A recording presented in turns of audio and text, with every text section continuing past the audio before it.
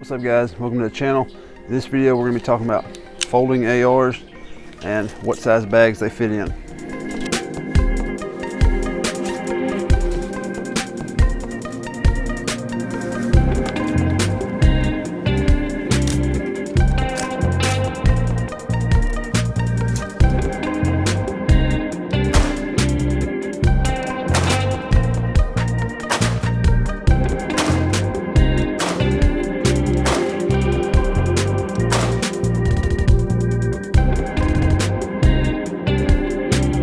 Alright, so about 2 years ago I made a video and the title was how effective is a 7.5 inch AR.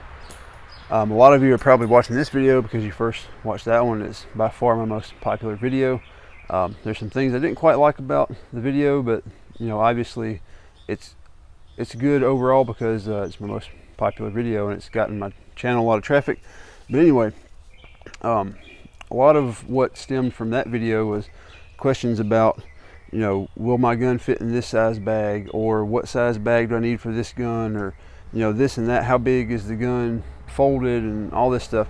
So that's kind of what we're going to talk about today. I've got my folding AR, I've got a couple bags right here, and I got a tape measure, and we're going to fold this thing up and measure it and compare it to a couple different bags, and that way maybe you'll get a better idea of what size gun you can fit in your bag, or you know, what bag you need for your gun.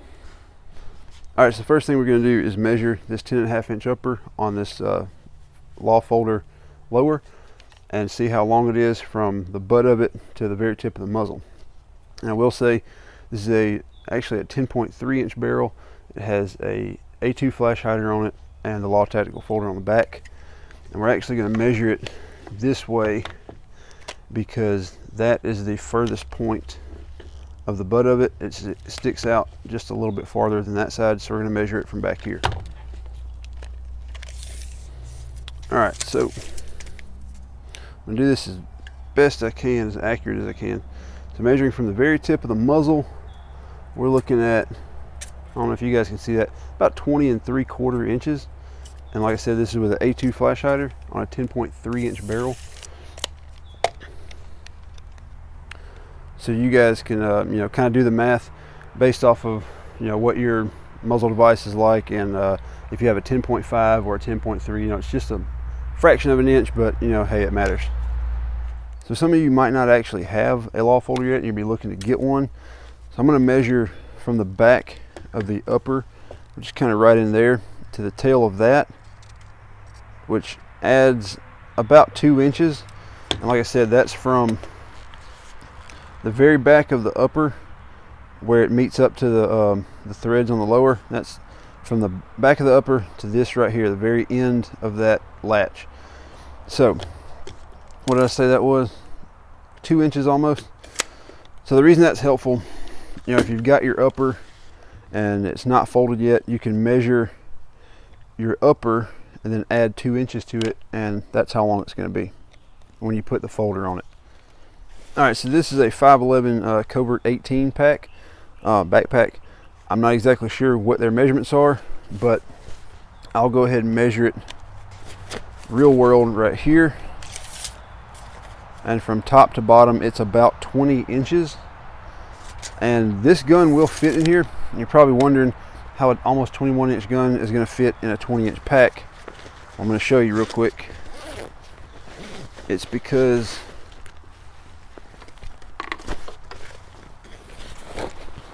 once you put it in there, try not to get the sights flipped up.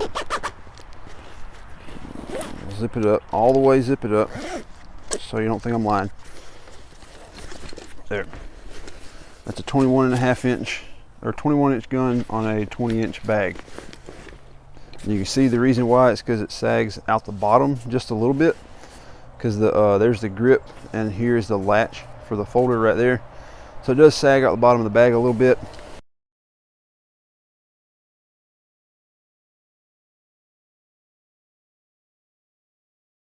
And you still have a little bit of room up here. There's the muzzle, there's the flashlight. So it does look a little bit awkward, but not terrible. Which brings me to another thing. When I carry it muzzle up, just like this, mainly because you know, like I said, the bottom sticks out. It's got like weird pokey out thing in the bottom. It's a technical term, by the way. And if you flip it around and put muzzle down, if you don't have anything on the back panel holding the gun in, the barrel is going to droop out the bottom. You're going to have 1 point instead of like 2, which would look, you know, somewhat normal for a backpack. But if you just have one sticking out like that, this gun's unloaded, by the way, so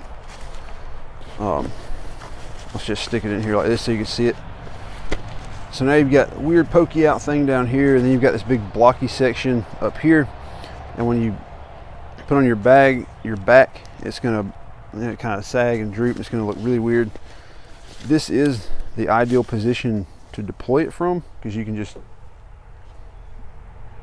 reach in, you know, and grab it like this and pull it out, and you're ready to go. It is a little bit slower this way, but I think it just fits in this particular bag better, because, you know, the brace is folded against the side and all the bulk of the gun is down here. And, you know, when you see somebody carrying a book bag, most of the bulk is at the bottom. It's not really at the top because, you know, gravity pulls things to the bottom. So this just looks a little more natural to me than going the other way. If you had a really short, like 9mm barrel that's like 5 inches, or even a 300 blackout that's like 5 or 6, and say it was like down to here, you could probably carry it muzzle down if you had something on the back panel to hold the gun off the bottom of the bag and keep it from looking weird. Some of the expensive bags have like Velcro in the back. You can put like a molly panel or some kind of strap pouch thing down there to keep the weight off the bottom of the bag. I had this bag before I decided to even put a folded AR in it, so this is the bag I use. And I could probably put a Kydex thing in there. I've got some Kydex and stuff. I might fashion up something in there to hold it, especially when I get my 8-inch or 8.3-inch upper on here. The muzzle will be about right back here, so it'll be a lot more manageable. So as I was saying, this is a 10.3 with an A2, and it's almost 21 inches long. If you've got a 7.5, you know, just take 3 inches off of that. Whatever barrel length you've got, you do the math, subtract it from there, and that's what your overall length is going to be. And like I was saying before, the measurement on the bag that they give you is going to be a little bit shorter than what you can actually put in it, because the weight of the gun is going to drop the bag down just a little bit. So if you're a little close, it'll still probably work if you don't support the weight of the gun in the bag and you let it fall to the bottom. All right, guys, so there you go. There is a 10.5-inch folded AR-15, and it fits into a 5.11 Covert 18 pack. And you know, there's a lot of reasons why you would want to put a folded AR into a backpack like that. Mainly what I do it for is traveling. You know, if we just go to the beach, and I live in Alabama, the beach is not very far away. So when I go to Florida, you know, go to the beach, I like to take something bigger than a pistol with me, especially if I'm going to be traveling, you know, a few hours away from home at least. Usually, I mean, if I travel overnight somewhere, I'm taking this, and having it be able to fold and go into a backpack is a lot more convenient and inconspicuous than having it. Even one like this, you'd have to put it in a like a dedicated rifle bag or like a taller backpack or something like that, and it's just going to be very obvious that you're carrying a long gun in a bag. When you have it in a backpack, you throw it in your truck, you can take it out, go to the hotel, whatever you want to do with it. People just think you got a backpack, probably with laptop or, you know, some crap like that in it. So anyway, being able to fold it, put it in a backpack is great. Being a pistol is even better, because you can take it out of state and you're not dealing with you know, having an NFA item out and about with your travels. So yeah, I would suggest making it a pistol, and, you know, being able to fold it like that.